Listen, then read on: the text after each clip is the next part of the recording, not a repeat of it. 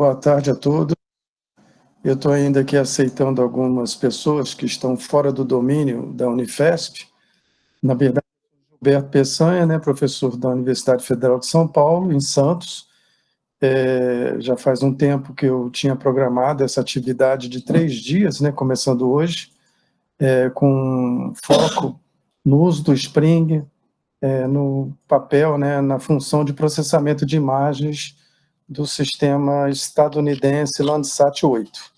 Então, esse mini curso, né, na verdade, não será exatamente aqui um tutorial do uso do Spring, mas o foco que eu tenho hoje, e no dia 12 e no dia 19 de agosto, é justamente dar a oportunidade de apresentar o potencial do Spring, desse sistema do Spring, para processamento digital de imagens. E aí, com foco nas imagens Landsat 8, que são gratuitas, podem ser adquiridas num site, que depois a gente vai conversar sobre isso.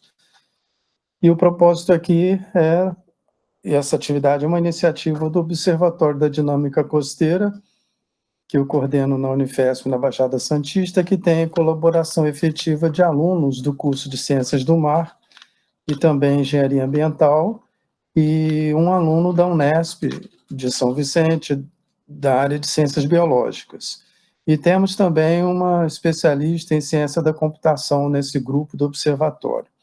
Além de colaboradores, como um aluno de Geografia, né, que também faz parte do grupo, da Unifesp da Zona Leste, e também temos aí outros colaboradores. Vejam só, o que a gente vai ter de vivência hoje nessas quase 2 horas de conversa, justamente eu trouxe a temática para hoje, meio introdutória para o uso do Spring, na perspectiva de assuntos que envolvem cartografia.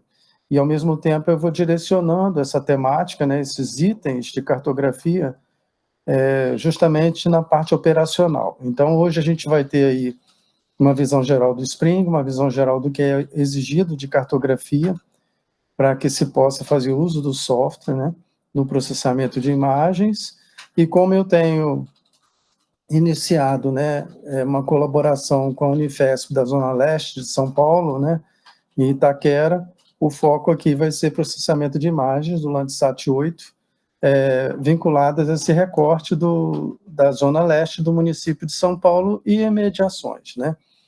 Eu já tenho tido uma experiência, né, de processar dados dessa região de São Paulo, né, dessa zona aí, vamos dizer assim, da Zona Leste, na perspectiva de contribuir com imagens recentes da semana passada ou de 15 dias atrás, do Landsat 8, e, de alguma forma, promover nessa conversa hoje o Spring, que é um software gratuito, ele não é de código aberto, ele não é software livre, mas é gratuito, pode ser adquirido no site do INPE, do Instituto Nacional de Pesquisas Espaciais, e, ao mesmo tempo, dados de imagens brutas poderão ser baixados também do site do Serviço Geológico dos Estados Unidos, e hoje a gente vai ver um pouco como isso é feito. Então, de hoje até o dia 12, que é o próximo dia que a gente vai estar junto aqui, vocês terão algumas atividades aí de dever de casa, e vocês vão receber um roteiro também, que vai estar disponível no site aí, que eu vou indicar daqui a pouco, tá bom?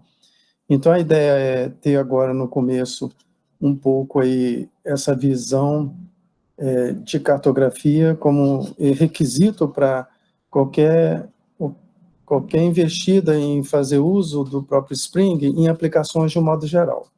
Como o Spring ele é um software muito completo do ponto de vista de processamento de imagens, a gente vai ver aqui uma parte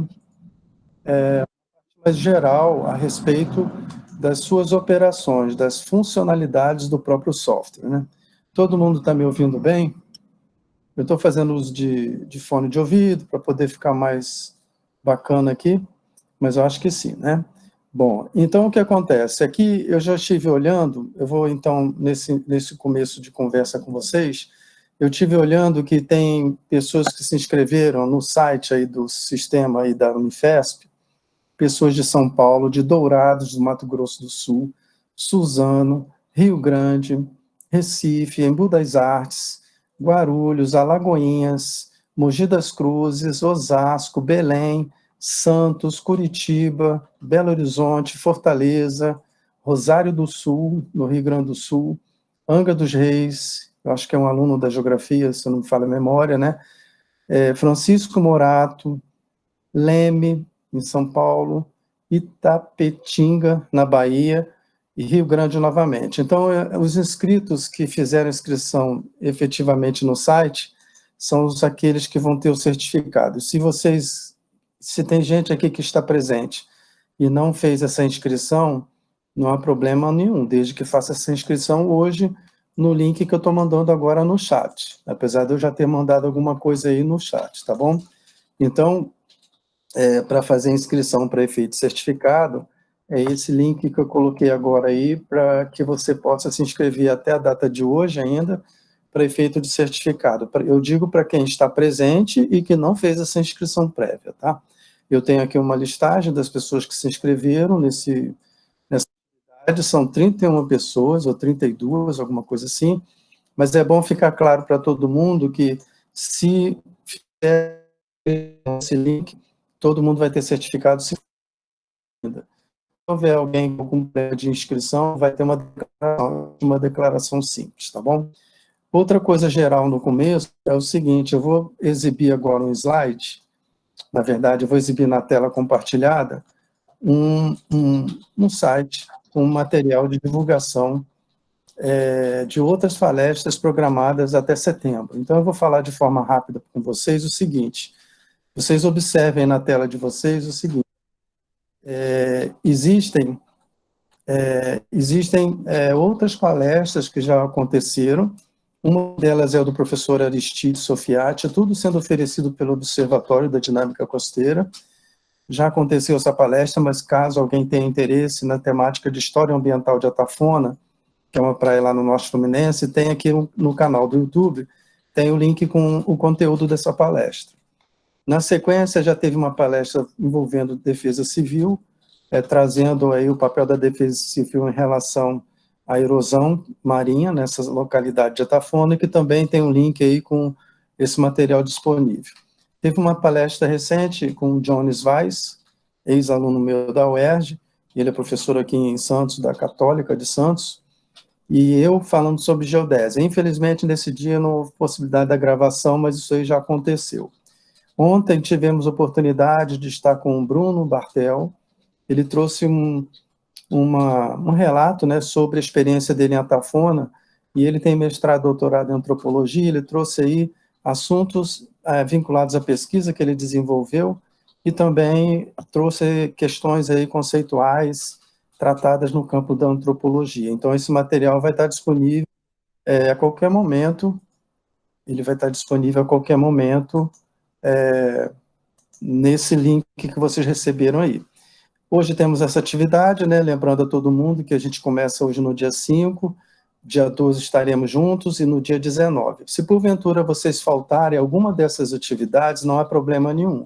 A emissão do certificado ela vai ser feita de forma individual para cada dia, beleza? Então, por exemplo, quem compareceu hoje não puder no dia 12, vai receber certificado de hoje, e se no dia 19 puder novamente, receberá certificado no dia 19. Não comparecendo naquela data, aí o certificado não poderá ser emitido, ok? Bom, além dessas pessoas que eu convidei, ainda pelo Observatório da Dinâmica Costeira, nós teremos dia 6, que é amanhã, às 16 horas aqui, no Google Meet, né, numa sala específica, o Leandro Viana, que é doutorando na UENF, que está trabalhando questões de narrativas lá em Atafona, a partir da erosão costeira, e entrevistando um monte de pessoas lá na localidade, com foco meio em psicologia, né, na área de psicologia social. O Leandro Viana, ele é psicólogo, na sua formação original.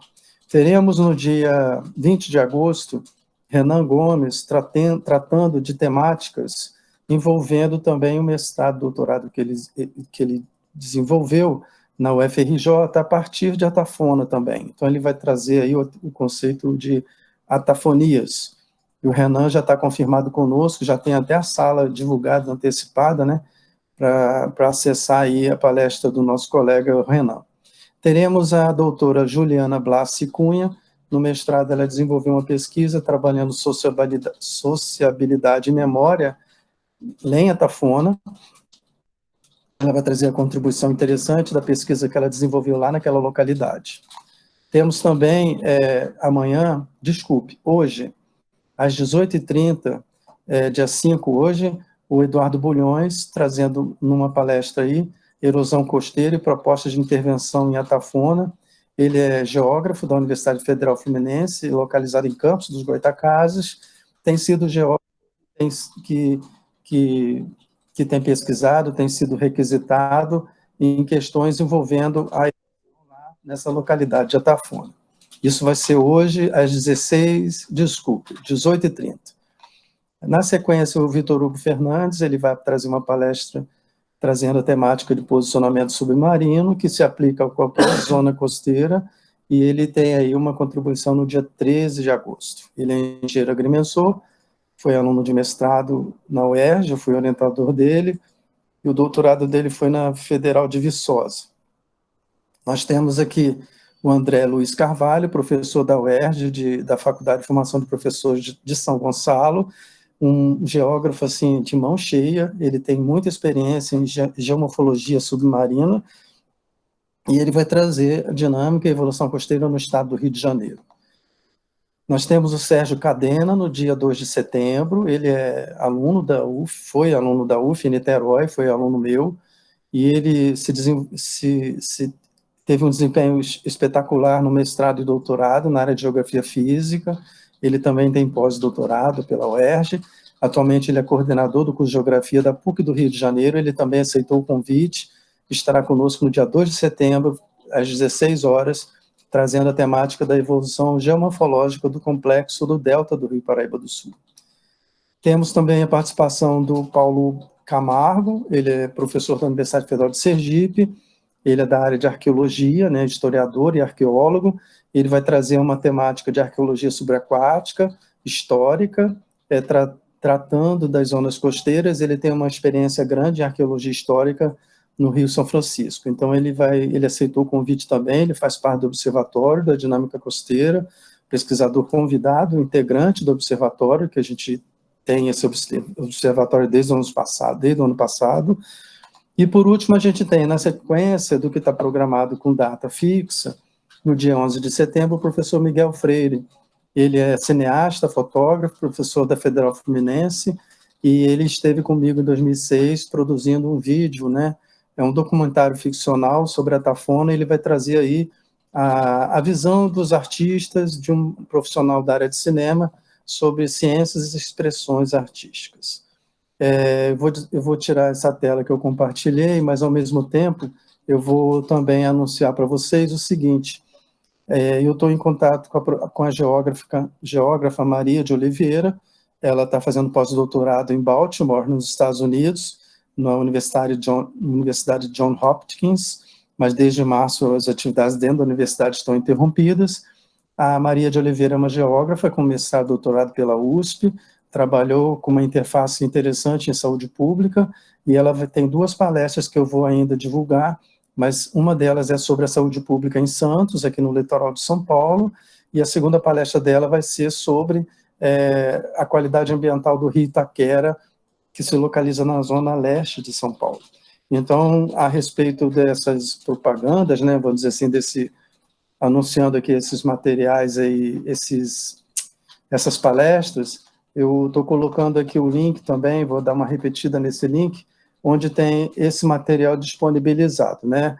É um site que eu estou colocando aí, esses cartazes que eu exibi agora, onde você tem essa programação sendo feita aí, sendo feita de forma ampla, né? A gente tem no observatório alunos envolvidos com a parte de divulgação nas redes sociais, e a gente tem tido aí um empenho grande de promover essas palestras, né, do ponto de vista de tornar possível atividades remotas dentro do que a gente está vivendo aí de perspectiva de ficar em casa, né? Então, a gente tem aí o link que eu mandei agora, Sentinelas das Praias, tem aí nesse link tem toda essa programação que vai ser atualizada a qualquer momento com a inclusão da palestra da geógrafa Maria de Oliveira, ok? Bom, agora, já se passaram 15 minutos, nós temos aqui presente 22 pessoas, né? E aí eu vou agora, de fato, começar a conversar sobre o assunto de hoje, né?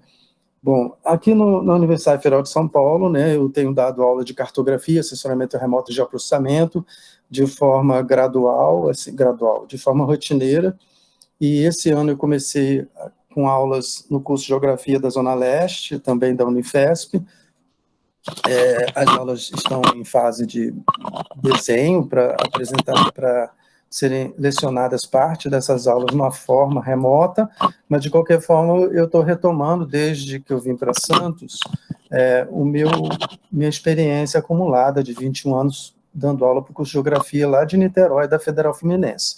Então eu estou agora empenhado, junto com os professores de formações diferentes da Zona Leste de São Paulo, né, do Instituto das Cidades, tem arquitetos, advogados, historiadores, geógrafos, é um grupo de 15 professores bem interessantes de se trabalhar, onde no Instituto das Cidades a gente está agora promovendo palestras também, com temáticas que envolvem o Observatório da Dinâmica Costeira. Esse observatório ele é intercamp, ele é interdisciplinar, ele tem frentes de trabalho também envolvendo a Zona Leste, né? Mesmo que lá não seja exatamente ambiente costeiro original, não seja ambiente costeiro. Mas o que está sendo bacana no observatório do aluno, de um aluno que é estudante de geografia, lá da própria Universidade Federal de São Paulo, na Zona Leste, que é Pompeu, Tiago Pompeu, e que tem trabalhado conosco aqui de forma interessante com essa vertente também da geografia. Bom, o que eu tenho, assim, para hoje, pessoal, pelo que vocês viram no cartaz, é trazer um pouco os elementos de cartografia obrigatórios para questões de uso de apoio para projetos usando o software Spring, né? O Spring é um software desenvolvido pelo Instituto Nacional de Pesquisas Espaciais, em parceria com instituições outras.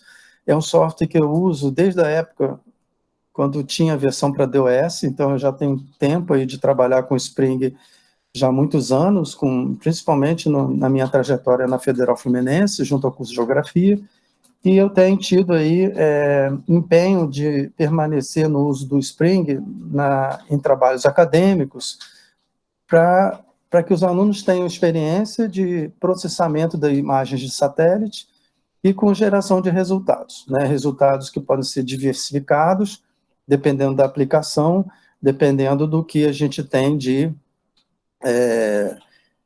possibilidades de aplicação. Eu vou agora exibir um slide rapidamente para vocês. Esse slide que eu vou exibir, ele vai estar disponível também. Assim, deixa eu voltar a falar uma coisa aqui. Vejam só, eu tenho disciplinas, né, como eu disse, de cartografia e sensoramento remoto e de processamento, e logo no começo aqui, eu disponibilizei links de material bibliográfico e de material de consulta, que tem uma parte desse material está disponível de forma gratuita em PDF. Então, eu estou repetindo o que eu tinha colocado no começo, aqui de nossa conversa. Tem um site que é Cartomundo, Mundo, que é cartografia, é a disciplina que eu comecei a lecionar junto ao curso de Geografia da Zona Leste, é Cartografia e Representações do Mundo. Tem outro site que é Cartografia, esse é voltado para as ciências do mar, e o terceiro, Sensoriamento Remoto. Então, nesses sites aí, vocês podem encontrar referências bibliográficas, em alguns deles vocês encontram material, o link direto para o documento em PDF original. Nessa área de cartografia tem muita coisa boa produzida pela Federal do Paraná, pela Unesp de Presidente Prudente, e esse material, o IBGE também, o próprio INPE, né? Esse material tá referido nesses links, né? Que podem ser consultados nesses endereços, tá bom? E aí eu vou exibir agora um slide para vocês. Deixa eu ver, só um minuto.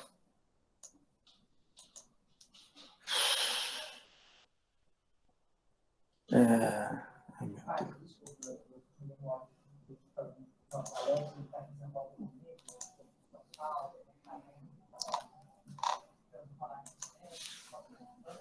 Nossa, é tanta janela aberta aqui que eu...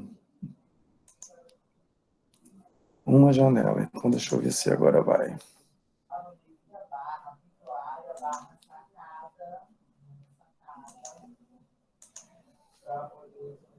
Bom, só um minuto.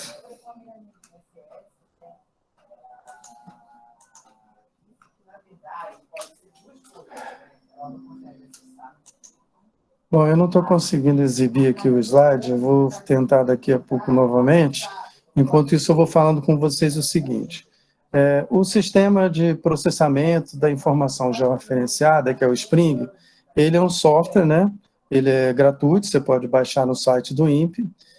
Esse software ele tem, dentro das suas funcionalidades, uma predominância de processamento de imagem como sendo o forte desse sistema. Na verdade, já existem sistemas de processamento de imagem no mercado brasileiro e a nível mundial, alguns deles pagos, né? Já se conhece aí produtos como Envy, como Idrizi, como Geomática, tem um software canadense também. Então, você tem, na verdade, um conjunto de softwares de processamento de imagem que têm sido desenhados, projetados para produção cartográfica a partir de imagens de satélite. E, no caso nosso aqui, do próprio Spring, existe material do Spring disponível no próprio site do INPE e que oferece, de alguma forma, a possibilidade de produção de mapas a partir de imagens. Eu estou compartilhando com vocês aí um site, que é o site que a gente tem usado aqui no próprio departamento, junto às aulas, que é o site do próprio Serviço Geológico dos Estados Unidos, onde é possível consultar sobre existência de material do acervo no site dos Estados Unidos a respeito do Landsat 8. Então, eu estou trazendo aqui só um link, né, esse link vocês receberam também, com possibilidade de consulta a respeito de material bruto das imagens Landsat do sistema aí, do Landsat 8, que é disponível nesse site dos Estados Unidos, do Serviço Geológico dos Estados Unidos. E aí eu preciso falar um pouco com vocês também a respeito dessa tabela. Vocês estão vendo uma tabela agora aí na tela, ou vou ter que fechar e abrir novamente? O que vocês veem agora é uma tabela? Vocês podem me dar uma ajuda no chat? Não, Não é a tabela contínua o site. Então, eu vou ter que fechar aqui o compartilhamento para mostrar outra janela. Um minuto só. Eu vou agora exibir uma outra janela, onde mostra característica das imagens de satélite. Então, vejam só, como esses 3 momentos que estaremos juntos hoje, dia 12 e dia 19, é mais para trabalhar o potencial do Spring no processamento das imagens, Landsat 8, a gente precisa saber um pouco qual é o feitio, né, quais são as características gerais das imagens de satélite do Landsat 8. Agora sim, vocês estão com uma tabela, né, com o Landsat 7 do lado e à direita Landsat 8, e de alguma forma eu estou supondo que aqui tem pessoas iniciantes no assunto, e aí eu preciso dar uma contextualização a respeito dessas propriedades das imagens do Landsat 8. Então, as imagens de satélite do sistema Landsat 8 é um satélite artificial que está em órbita em torno do planeta, é um satélite dos Estados Unidos, ele é estadunidense. Esse satélite Landsat 8 ele está em operação já faz algum tempo, e ele possui, na verdade, dispositivos nesse satélite artificial que corresponde aos sensores, às bandas, que são descritas aqui na primeira coluna e na última coluna nessa tabela, né? Então, o Landsat 8 ele é uma evolução do Landsat 7, que já praticamente parou de operar. Ele operou durante muito tempo, mas ele tem sido substituído pelos usuários no mundo todo pelo Landsat 8.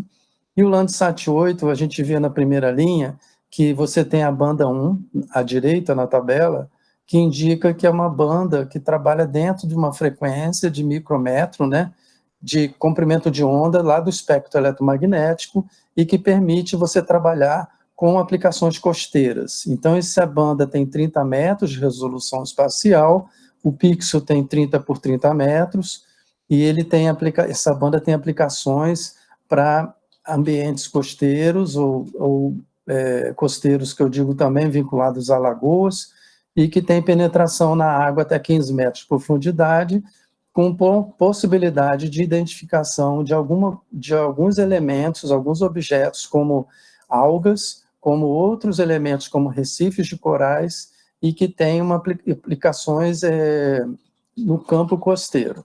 A banda 1, no Brasil, eu só conheço, assim, do ponto de vista de produção científica, um artigo do professor Semione, da UFRJ do Rio, da área de geologia, que usou essa banda de forma intensa, num artigo já publicado, em umas ilhas no litoral baiano.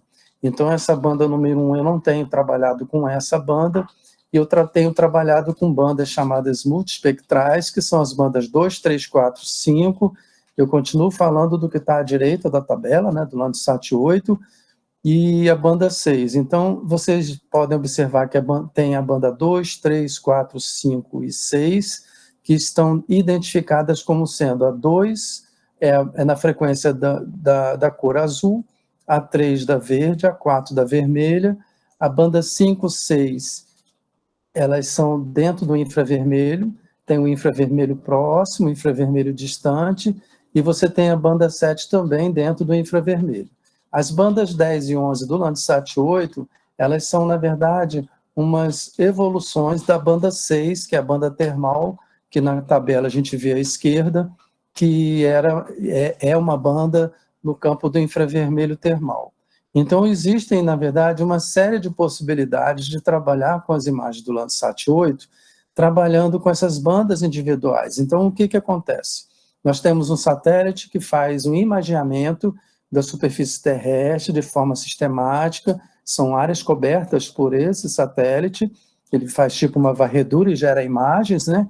E para cada imagem que ele produz de determinadas cenas, você tem para cada imagem que ele produz uma série de bandas que capturam frequências específicas, intervalos de frequência, de comprimento de onda, dentro do espectro eletromagnético. Então, por exemplo, a banda 2, 3 e 4 são bandas que estão dentro do espectro do visível, visível ao olho humano. Então, as bandas do infravermelho não são visíveis ao olho humano. Então, o olho do satélite é melhor do que o nosso olho, né?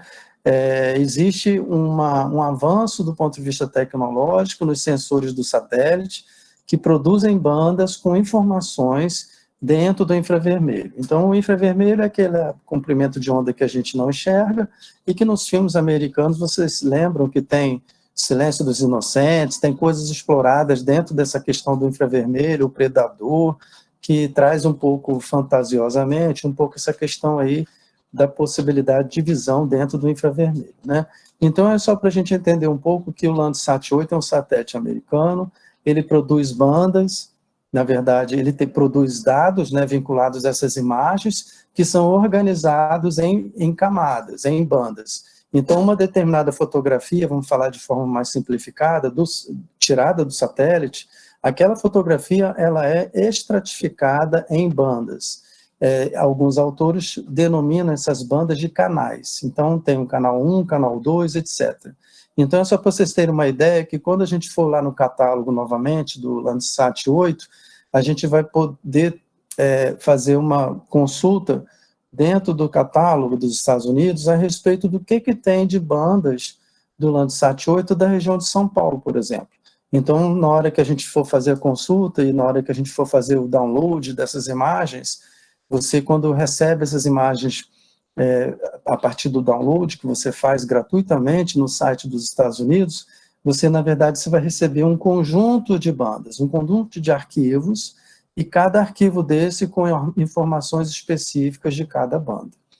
Ok? Eu vou retornar com vocês aqui lá naquele site do Serviço Geológico, Vou interromper essa apresentação para mostrar outra apresentação. Então, pessoal, eu acho que a gente podia fazer uma dinâmica, vamos fazer uma experiência agora de ter uma dinâmica da seguinte forma. Se vocês quiserem perguntar alguma coisa agora, já perguntem no chat, que aí eu abro o microfone, você pode falar e eu vou evoluindo em conteúdo, mas eu acho que eu ainda posso evoluir mais um pouco de conteúdo. Tá bom? Eu vou evoluir mais um pouco no conteúdo e daqui a pouco eu vou olhar o chat e aí eu vejo se tem alguma indagação, alguma dúvida por enquanto. Mas o objetivo dessa experiência nossa hoje e nos outros dias, que são dia 12 e dia 19 de agosto, não é a gente aqui resolver tudo do Spring, mostrar tudo que o Spring executa. Eu vou trazer as funcionalidades, vou trazer bancos de dados já prontos e eu vou mostrar o processamento disso do ponto de vista das tarefas principais que envolvem o processamento digital de imagens dentro do Spring com o Landsat 8. Tudo bem até agora? Eu vou exibir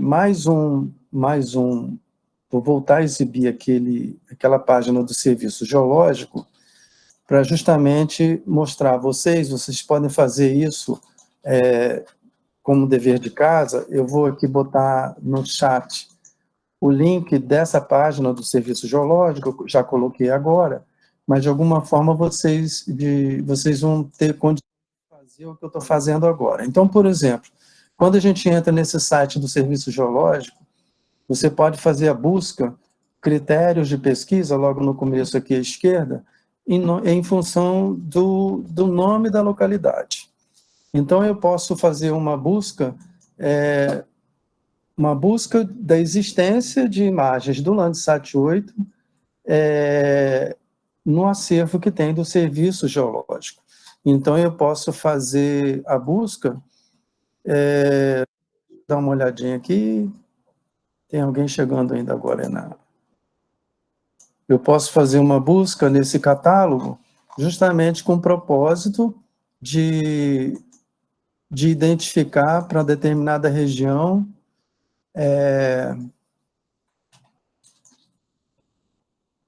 o que há disponível no acervo. Quando a gente vai fazer uma busca mais específica, é possível você selecionar as imagens também em função de ocorrência de nuvens. Então, é possível você também fazer em função de ocorrência de nuvens. E aí a gente pode fazer essa busca por meio de critérios. Deixa eu só dar uma olhada aqui. Para quem tem experiência no Google Earth, você pode fazer a busca pelo arquivo KML, por exemplo, você pode disparar essa busca pelo KML. E aqui, deixa eu ver aqui, só um minuto. E aqui você pode fazer a busca pela localidade. Só um minuto. Engraçado, a opção localidade, ela está meio escondida, não estou encontrando aqui. Aqui é como se tivesse um código geográfico para os Estados Unidos. Vou ter que mudar aqui o modo de fazer a busca, mas ele não está me dando a opção 2, aqui só tem a opção 1. Eu vou ter que depois dar uma olhada novamente aqui, porque da forma como eu entrei no site, ele está apresentando aqui critérios de pesquisa de entrada. Ele está dando o código um geocódigo, né? Ou KML, que seria um shapefile, carregar um determinado shapefile. Mas eu queria consultar pelo nome da localidade. Ali do lado diz World Theaters. Aí. Qual lado? Bem aí onde tu tá. Isso. Aí. Aqui? Ao invés de ser feição, eu tenho... Não. Onde? Tem um... Tá. Feições do mundo aqui? Isso. World, então vamos ver se agora ele pede o país, né? Vamos pegar Brasil aqui. Nossa, vocês estão sabendo mais do que eu, porque eles mudaram isso. Vamos escrever São Paulo aqui. E aí, então, vamos pedir para exibir Brasil-São Paulo. Vamos ver o que ele exibe aqui. Ele pega a capital, não. Vamos ver classe de feições. Não. Eu quero agora conjunto de dados. Aí eu vou lá no Landsat e vou fazer a busca pelo Landsat 8. Aqui é Landsat 1 e vai ter uma opção aqui do Landsat 8.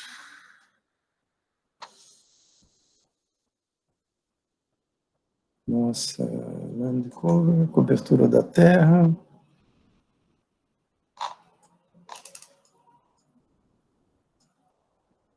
Ah, não, é coleção 1, agora que eu estou lembrando. Coleção 1, vamos abrir aqui o que tem de opção. Aí na coleção 1, nesse conjunto de coleção de dado bruto, a gente pode fazer a opção aqui, ó, do Landsat 8, que aparece aqui, ó, Landsat 8 nível 1. E aí a gente vai ter critérios adicionais, se houver necessidade, e a gente já pode exibir resultados.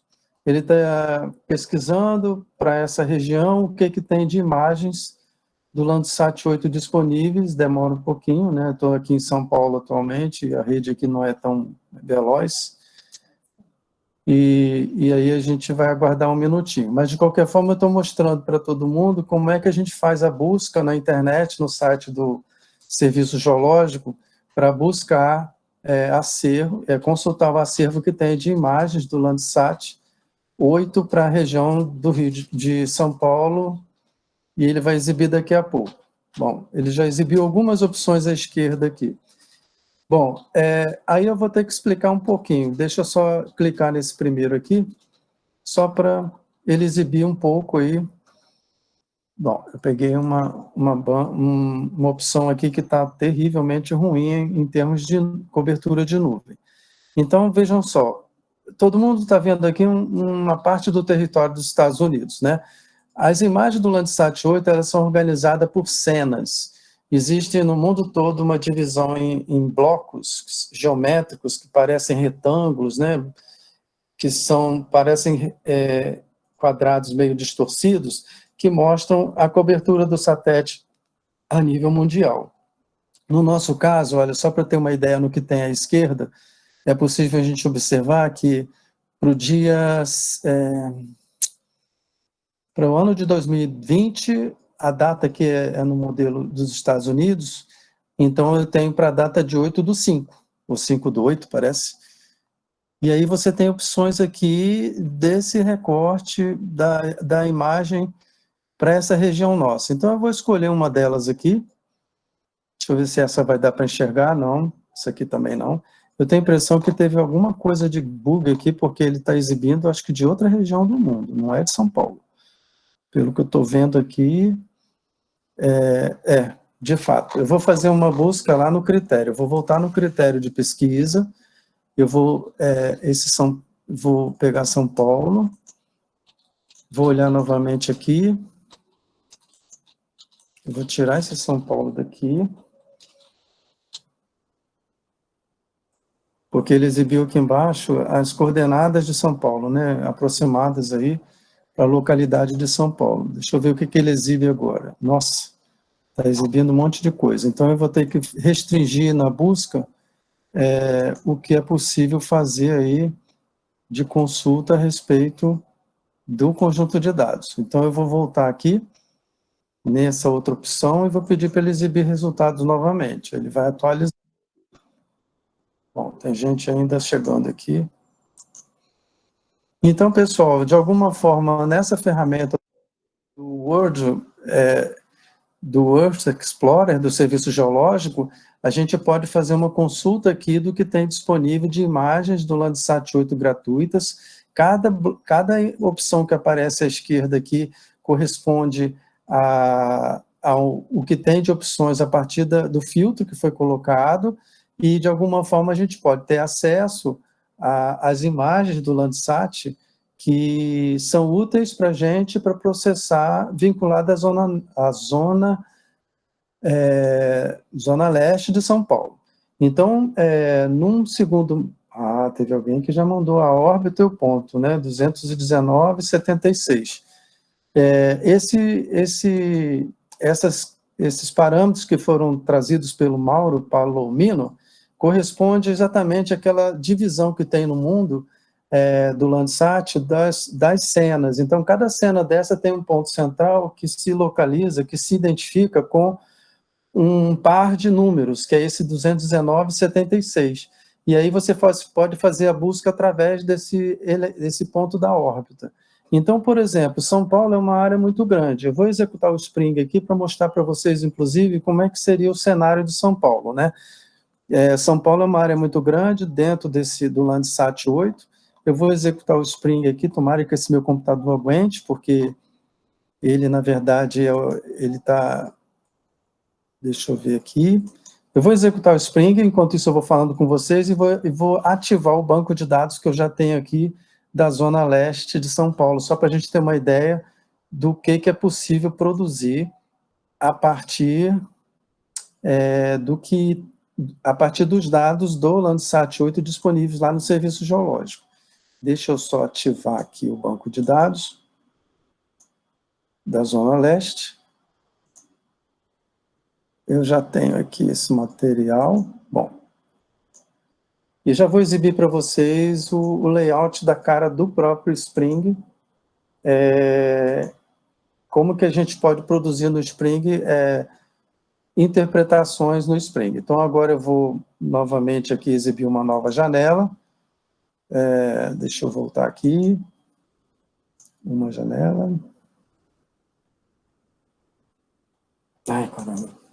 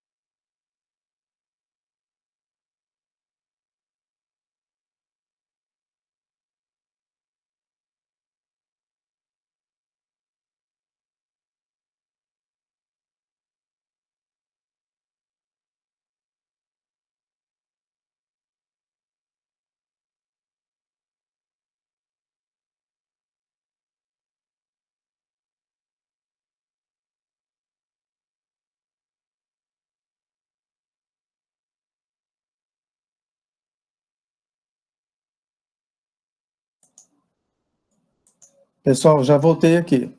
E aí, o que acontece? O que a gente está falando aí sobre esse número que nosso amigo trouxe, meu Deus, deixa eu ver aqui.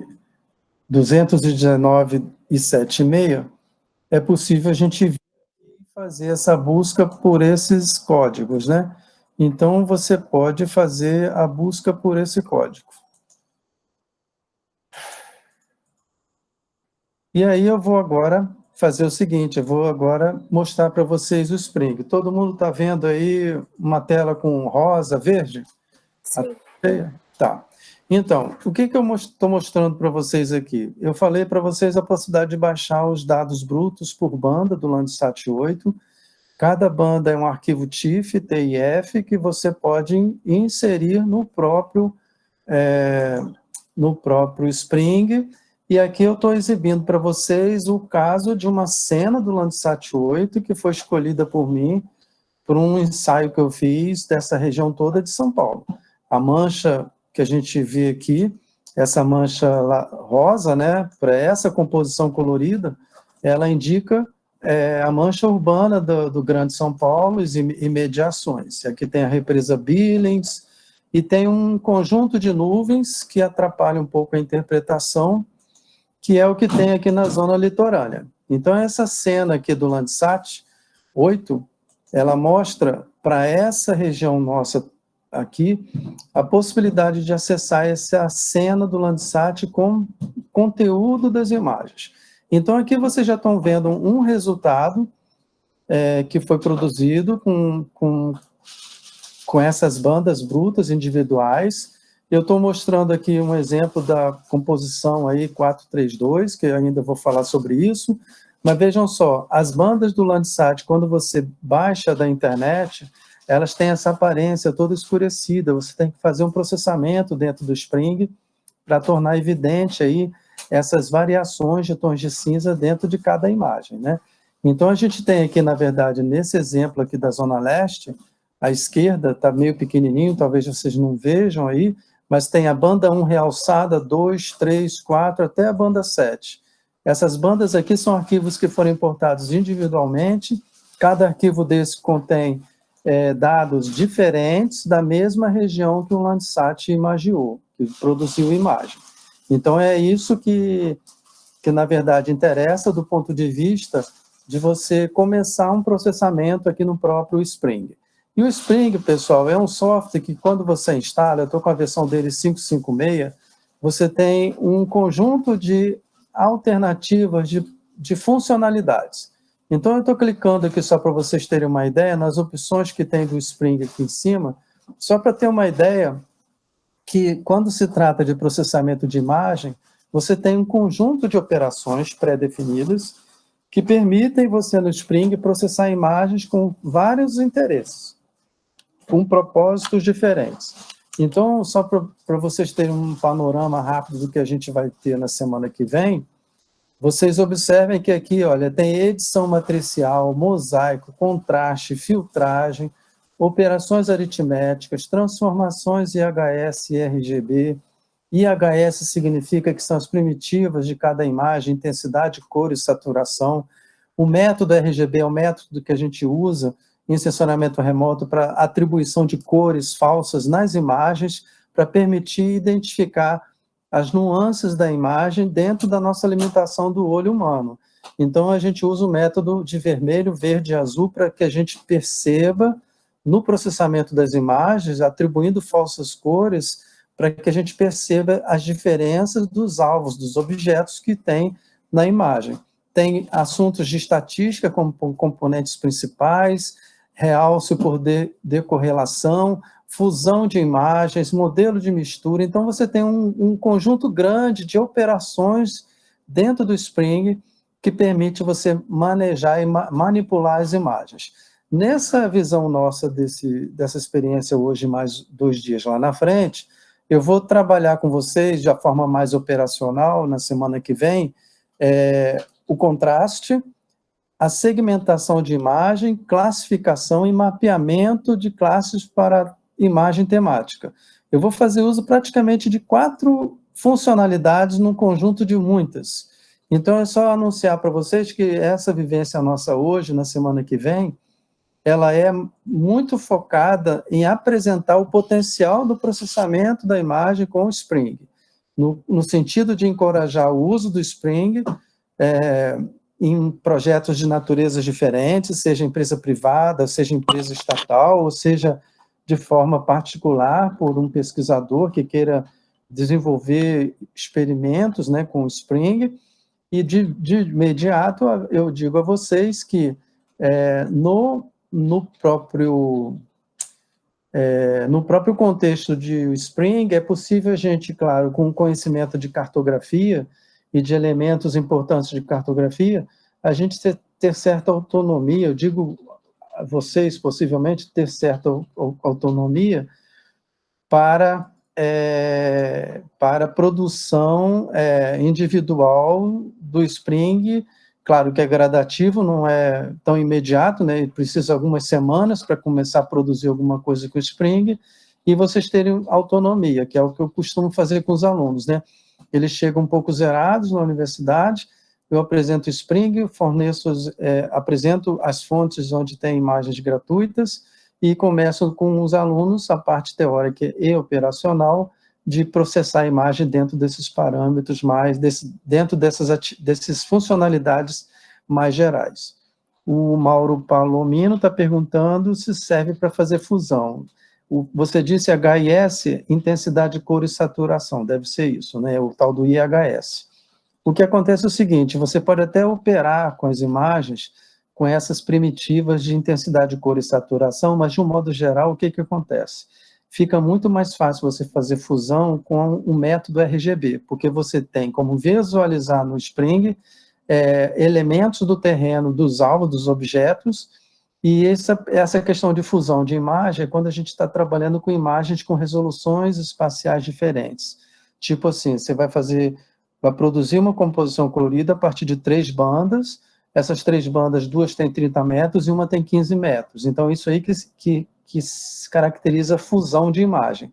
Fusão de imagem é você produzir imagens derivadas a partir de bandas que têm resoluções diferentes. Você pode até fazer no método IHS, de intensidade, cor e saturação, mas a interpretação do resultado fica muito mais fácil quando você vai para o método RGB, tá ok? Porque, por exemplo, lá no Instituto de Computação da Universidade Federal Fluminense, tem uma professora muito fera, muito boa, nesse instituto, que trabalhava processamento de imagem para a área médica, para ressonância magnética, etc. e tal. Quando ela começou a trabalhar já há algum tempo com alunos de mestrado e doutorado, essa questão do planeta, processamento de dados da Terra, houve, na verdade, avanços bem interessantes do ponto de vista computacional e de programação em determinados produtos que foram testados usando o IHS ao invés do método RGB. E os resultados mais satisfatórios, mais adequados, assim, do ponto de vista do refinamento possível que pode ser feito, foi no método RGB, tá bom? Eu acredito que era o que o Mauro estava perguntando. Mais alguém quer falar no chat alguma coisa?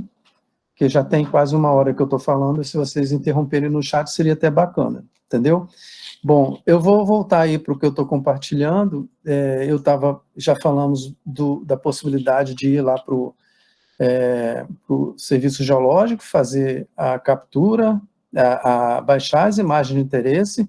No Spring, você pode produzir imagens com aparências como essas aqui, que eu vou exibir, a partir do processamento que a gente vai fazer na semana que vem. É claro que eu só estou anunciando possibilidades do que pode ser feito com o próprio Spring.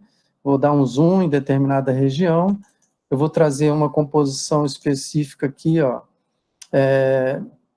A zona leste de São Paulo é essa região mais à direita aqui, por aqui, onde tem a Universidade Federal de São Paulo, Itaquera. Aqui não tem a divisão dos municípios, mas na semana que vem vai estar tudo melhor trazido aqui, e vocês vão produzir também divisão de municípios.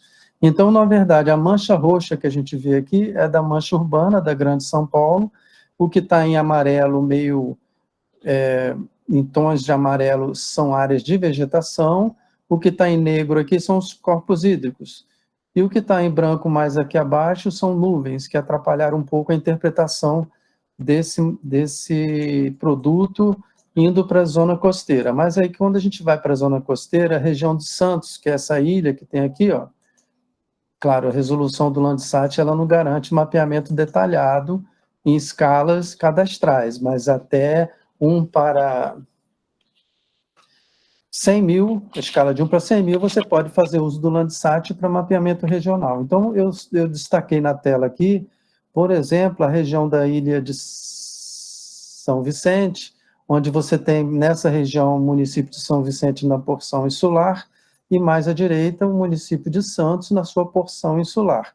O que está em amarelo aqui nessa parte central é a área de vegetação, e a área de morros, né? Então, é possível a gente ter, para uma região única, resultados diferentes. Eu vou trazer aqui um outro cenário. Você pode ter a área de ocupação em rosa, contrastando com a área de vegetação em vermelho.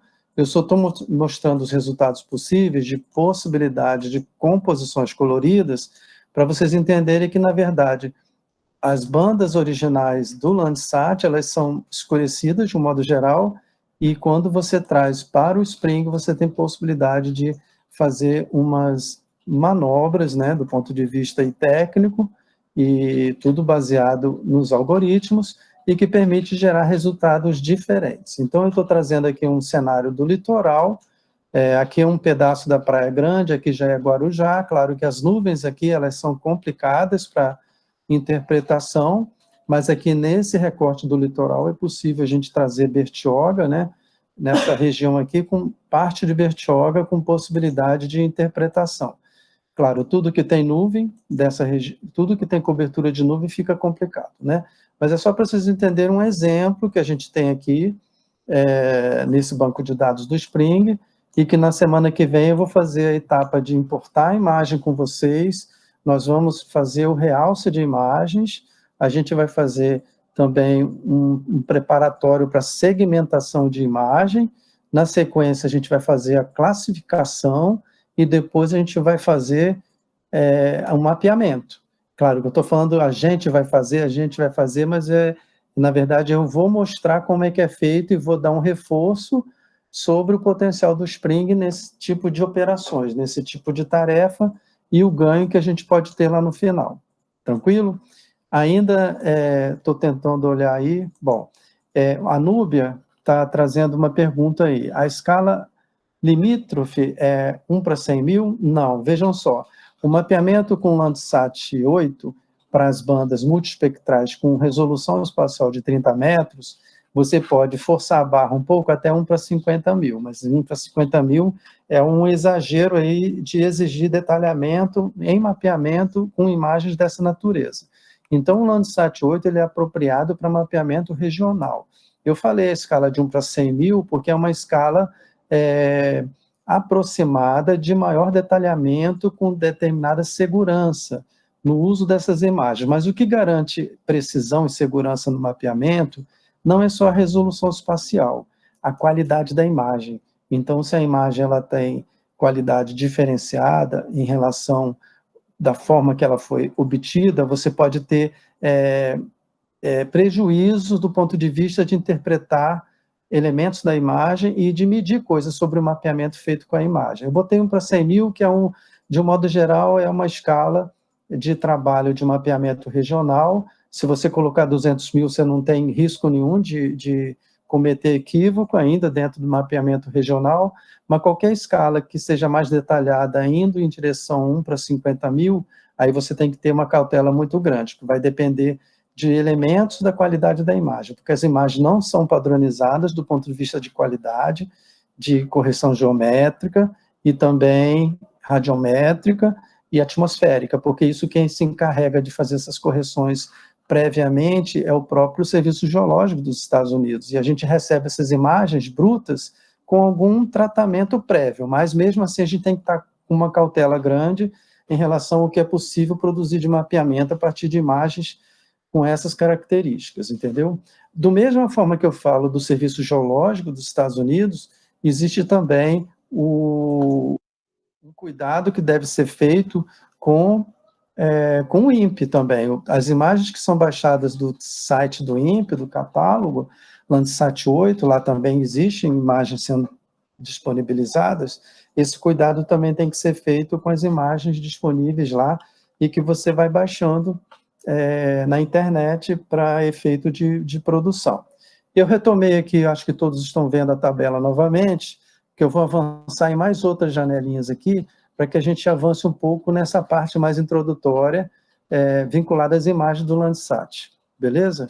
Então, já sabemos que o Landsat 8 tem esse conjunto de bandas, 11 bandas, e o Landsat 7, que era o anterior a ele, tem bandas que estão distribuídas aí e que têm as suas equivalências. Então, por exemplo, no Landsat 7 se usou muito as bandas do visível, que são as bandas 1, 2 e 3, dentro da frequência do visível.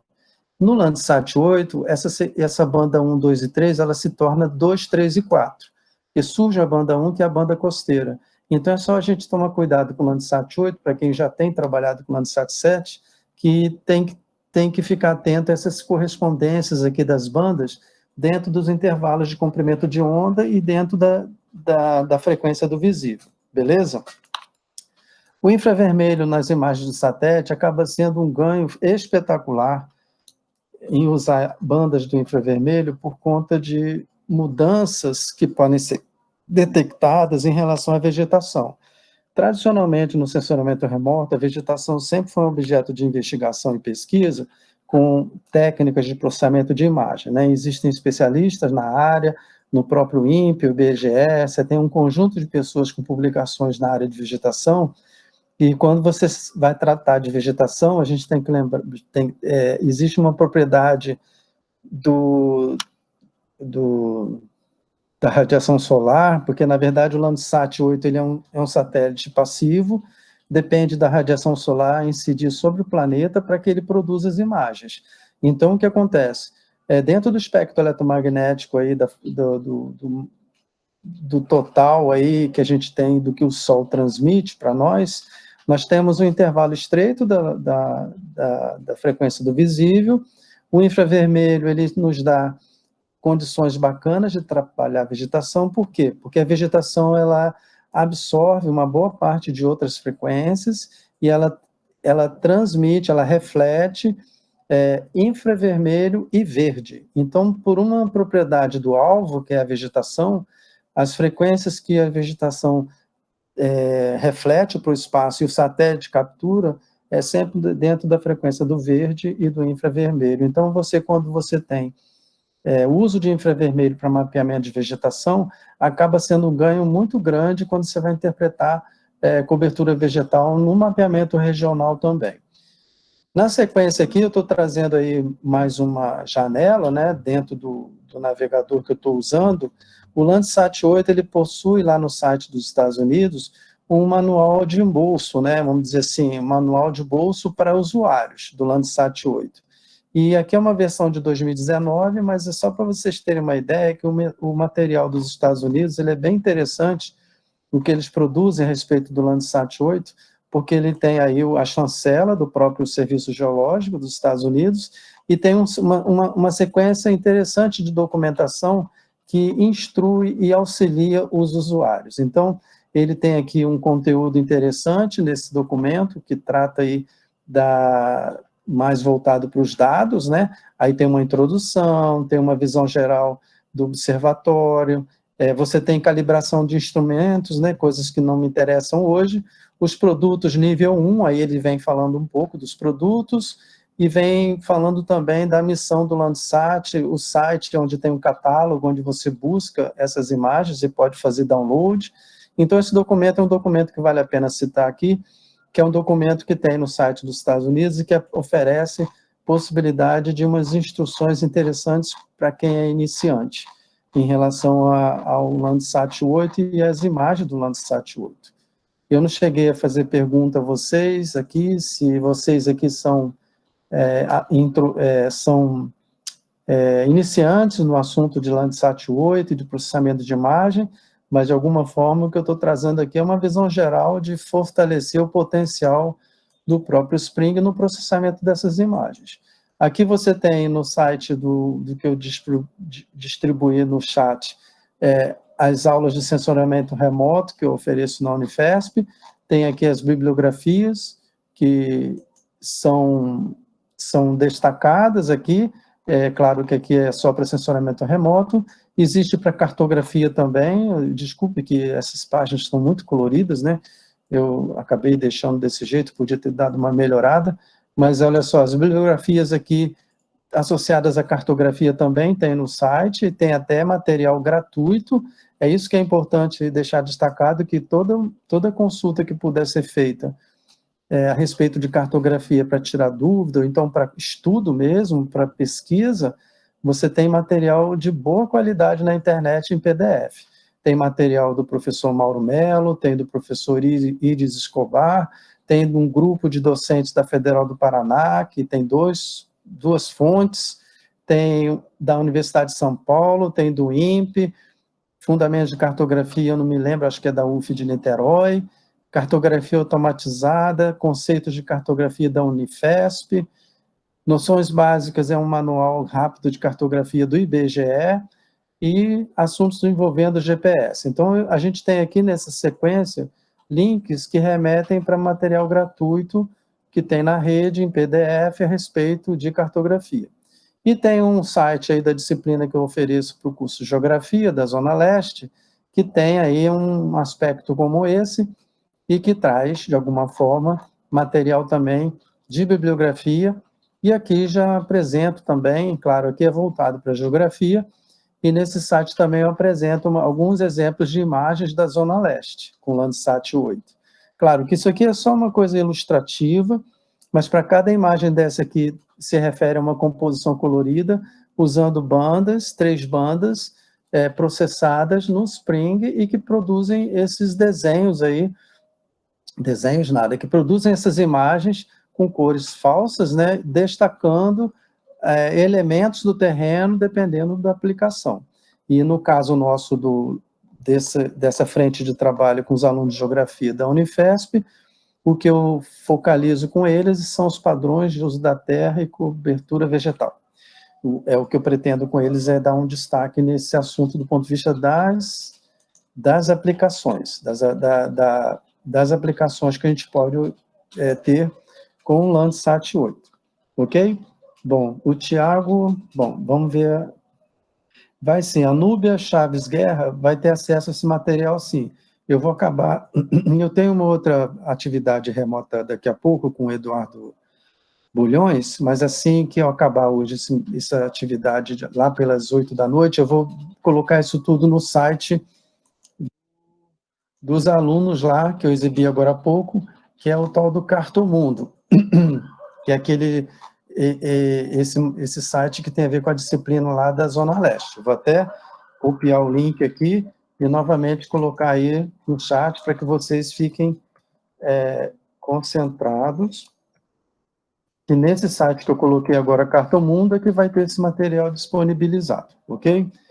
O Tiago Pompeu veio aí também no chat e está perguntando o seguinte: isso, o que a gente tem de material do Landsat, do INPE, ele é equivalente ao que está disponível no Serviço Geológico dos Estados Unidos. Por que eu tenho indicado a baixar imagens do Serviço Geológico dos Estados Unidos? Pelo seguinte, é um acervo, é um catálogo maior, é um acervo maior, e eles possuem imagens que já aconteceu de eu buscar imagens no Serviço Geológico da semana anterior, ou seja, tem imagens muito recentes. Claro que nem todas as recentes são aquelas que têm isenção de nuvens, que atrapalham para a gente, né? Mas eu tenho feito a busca direto no próprio site do Serviço Geológico dos Estados Unidos. Sim, o Herbert Júnior trouxe aí uma pergunta que é uma pergunta comum, né? Qual é o potencial do QGIS e do Spring na questão de processamento de imagens? Então, eu vou fazer aqui, eu trouxe de volta essa janela do Spring e vou adiantar alguma coisa, né? Essas funções que existem no Spring, que é de contraste, transformação, fusão de imagens, segmentação, classificação, elas são completas do ponto de vista de processamento de imagem. No QGIS, você consegue fazer algum processamento disso, mas com as imagens já produzidas num software externo, né, que pode ser o Envy, pode ser o Idris, pode ser o próprio Spring, e no QGIS você tem funcionalidades que podem ser trabalhadas para processamento de imagem, mas como funcionalidades derivadas. A mesma coisa com o ArcGIS, que você já deve ter ouvido falar, também tem algumas funcionalidades que cobrem parte do que se precisa de aplicações envolvendo imagens, mas o Spring ele é uma ferramenta gratuita, né? É um software gratuito que acaba tendo um leque grande de possibilidades de processamento. O que a gente vai ver aqui, já estamos vendo um pouquinho, que a gente vai falar um pouco sobre o potencial do Spring nesse processamento mais geral, e não muito detalhado. De qualquer forma, é nesse caminho aí que eu acho que vale a pena deixar claro para todo mundo que o QGIS tem limitação em processamento de imagem, e o ArcGIS não. Desculpe, o Spring não. O Spring ele é mais completo, assim como PCI geomática, como Idris, Envy, etc. Eles são muito poderosos no processamento de imagem. E o QGIS e ArcGIS, eles têm alguma restrição em relação a processar a imagem. Eles, na verdade, eles fazem uso das imagens que são produzidas nas ferramentas que eu citei agora, para algum processamento derivado, relativo à vegetação, relativo à cobertura e mapeamento de cobertura do solo, né, cobertura vegetal, e aí é nesse caminho. Eu vou trazer também, eu acho que todos estão vendo aqui, Deixa eu só olhar aqui o que eu tinha já aberto para vocês olharem. Tudo bem até agora para todo mundo? Eu vou dar uma reforçada aqui em um assunto, só um momento, que eu vou abrir aqui os PDFs que eu tenho já aqui abertos. Vocês estão vendo aí textos didáticos e conceitos importantes de cartografia digital? Sim. Ah, tá. Me ajuda nessa parte que eu estou meio enrolado com exibição, compartilhamento aqui. Então, olha só, pessoal, eu vou dar uma geral para vocês do que tem de material gratuito sobre cartografia. Vou retomar o assunto da cartografia agora. Eu dei uma avançada um pouco no sensoriamento remoto. Já disse que tem aquele site que você pode fazer a busca do material bruto de imagens de uma região do planeta. Já falei um pouquinho do Spring, mostrando alguns resultados parciais de produtos, né, de composições coloridas. Me antecipei um pouco nisso, mas isso é assunto para a semana que vem, porque eu tenho hoje, dia 5, dia 12 e dia 19, para trabalhar esses assuntos com vocês. Mas do ponto de vista de cartografia, pessoal, eu acho que vale a pena agora, nesse começo, trazer alguns aspectos importantes. O primeiro deles, esse material vai estar tudo disponível lá, tá?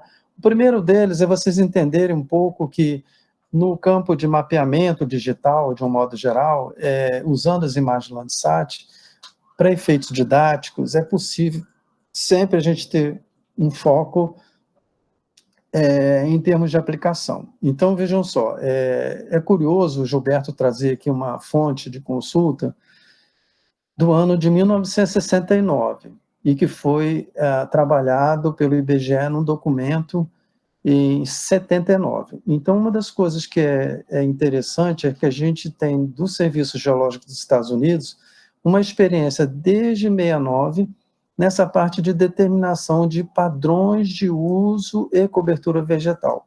O que hoje a gente já tem consolidado de metodologia no Brasil, no INPE, na Embrapa, no Ministério do Meio Ambiente, no IBGE, de padrões de mapeamento de uso da terra e cobertura vegetal, já se tinha na literatura, desde 79 e 69, estudos bem interessantes que traziam já alguma classificação desses padrões de uso da terra.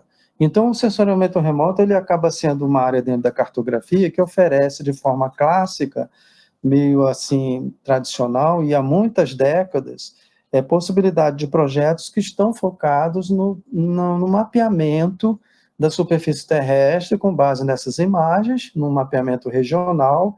Não estou falando aqui de imagens de alta resolução, com mapeamento quase cadastral. A gente está falando, pode falar alguma coisa na ordem de 1 para 100 mil de escala, onde a gente tem possibilidade de ter uma ideia geral a respeito do que tem de mapeamento, do que se pode fazer de mapeamento, pensando numa metodologia de padrões de uso da terra e cobertura vegetal. Essa tabela que está sendo trazida aqui, eu não vou entrar em detalhes, mas ela já sinaliza a necessidade de se ter, no sensoriamento remoto, a necessidade de ter um sistema de classificação de uso da terra. E aqui é dito na época de revestimento do solo para utilização com dados sensores remotos.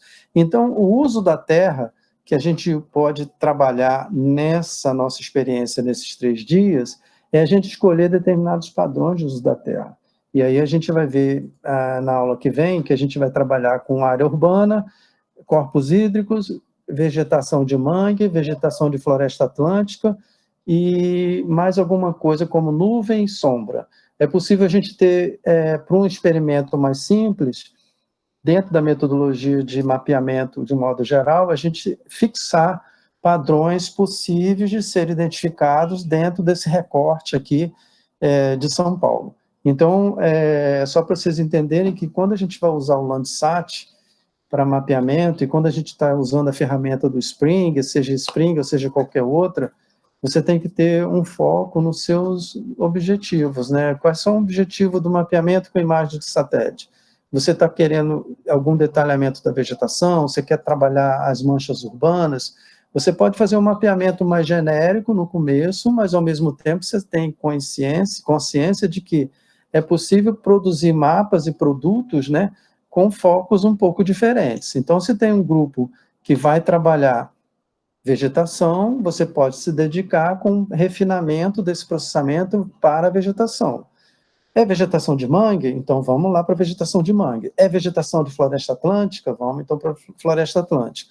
É vegetação do cerrado? É vegetação de floresta amazônica? Então a gente tem que ter, na verdade, a gente pode fazer um mapeamento mais geral, mas ao mesmo tempo sabendo que esse mapeamento, que o projeto que exigirá esse mapeamento pode ter requisitos mais específicos. Então, para nós aqui, a gente vai chegar na aula que vem, no próximo momento que a gente estiver junto, logo no começo, eu vou me referir a essa questão de fixar com vocês quais são os padrões de uso da terra que a gente vai fixar para uma atividade mais geral, tá ok? Na sequência aí de material bibliográfico, existe esse material aqui da Federal do Paraná, que foi produzido aí trabalhando conceitos de cartografia digital. Isso aqui não é tão recente, é de 2001, mas ele traz aqui, para quem se interessa em Spring e cartografia, ele tem aqui, ele apresenta, na verdade, possibilidades de conteúdo, né, de estudo, trabalhando questões de cartografia, né? Então, esses autores aqui trazem no conteúdo desse material elementos de cartografia que são importantes para você usar o Spring e para entender também o processamento digital de imagem. Outra fonte de consulta, que é a mais conhecida, é do IBGE, que fala de noções básicas de cartografia. Aqui você também tem fonte de consulta sobre assuntos gerais de cartografia, um documento clássico, já existe há muito tempo, né? Já há muito tempo, eu já trabalhei no IBGE, já existia isso, bota mais de, sei lá quanto tempo atrás, 25 anos atrás, eu trabalhei no IBGE, e já tinha esse documento que já foi atualizado por eles, que traz assuntos de cartografia, de geodésia, que servem de sustentação, material de consulta imediata para quem usa os sistemas de processamento de dados, os SIGs, né? Pode ser o ArcGIS, pode ser QGIS, pode ser ArcInfo, e podem ser também o Spring. Então, essas duas fontes são as principais aí que têm sido mais usadas. Aí eu vou entrar agora naquele slide. Todo mundo está vendo a tela cheia, cartografia para geoprocessamento? Será que alguém pode falar no áudio, só para me dar uma garantia que vocês estão vendo isso? Sim. É o seguinte, eu vou trazer agora uma visão mais geral. Eu acho que eu vou olhar no chat um pouquinho para ver se não tem ninguém querendo perguntar alguma coisa. Espera aí. Parece que no chat a Núbia está falando aí que é excelente para gerenciamento, clássico, etc. Então, por enquanto, não tem mais nenhuma... sim, eu posso continuar. Então, com relação a essa parte de cartografia para geoprocessamento, eu tenho esse conjunto de slides que eu preparei já faz um tempo. Esquecem os telefones, os e-mails, que tudo é velho. E aí a gente tem aqui, dentro desses assuntos de cartografia para geoprocessamento, existem assuntos importantes para vocês que não são da área de engenharia cartográfica, nem agrimensura, entenderem para quando a gente vai trabalhar com Spring, com softwares especializados. Então, existem, por exemplo, dentro da cartografia, não são muitos slides, são só 12, eu apontei aqui alguns elementos importantes que são obrigatórios de vocês entenderem para usarem o Spring, o QGIS, nessa parte de padronizações que existem dentro da cartografia para que vocês possam produzir mapas, cartas, plantas em escalas variadas e entender qual é a garantia que esses mapas, esses documentos podem dar para o usuário do ponto de vista de medições sobre esses mapas, porque a cartografia ela se ocupa com a métrica, ou seja, produzir documentos cartográficos que permitam você medir distâncias, áreas, volumes, etc., para as aplicações de um modo geral, tá ok? Então, uma das coisas que no começo em cartografia é obrigatório a gente entender um pouco... Professor, por favor, diga. Você pode colocar como modo de apresentação? Eu não entendi, você pode repetir? Pode colocar como modo de apresentação para ficar maior na tela? Eu vou então fazer isso. Por favor, obrigada. Um momentinho. Agora que eu entendi. É porque eu vou botar aqui, ó. Agora ficou melhor, eu acho, né?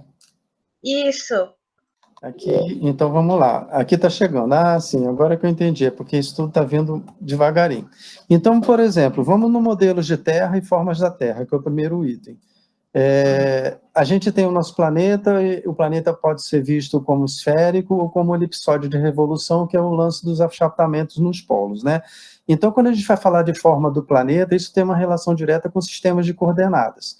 Então, se você já ouviu falar em sistema de coordenadas geográficas, lá dos atlas escolares que vocês estudaram lá no ensino fundamental, o modelo de terra é esférico, ou seja, é um sistema de coordenadas usado para mapeamento de grandes áreas do planeta todo e do planisfério. Então, você tem lá meridianos, paralelos, latitude e longitude. Tranquilo? Você pode ter também a Terra tratada de forma analítica e matemática como sendo um sólido 3D que tem achatamento nos polos. O Isaac Newton nos garantiu que existe esse achatamento e a Terra tem movimento de rotação em torno do eixo. Então, para efeitos de mapeamento de alta precisão e de precisão, os chineses, os russos, os soviéticos, os europeus, e também agora na América, né, lembrando que o continente americano foi o último a ser colonizado, a ser ocupado pelo homem no mundo, mas o velho mundo já tem experiência assim acumuladíssima em trabalhar modelos matemáticos de representação do nosso planeta. Aí surgem coordenadas, né, sistemas de coordenadas que são geográficas, que é o que eu falei, modelo de terra esférica, sistema de coordenadas chamadas geodésicas, também com latitude e longitude, mas aí aparece uma terceira coordenada que é altitude elipsoidal, e tem os sistemas de coordenadas plano, retangulares, que é o sistema de coordenada UTM, que esse é configurado no plano do mapa, em 2D.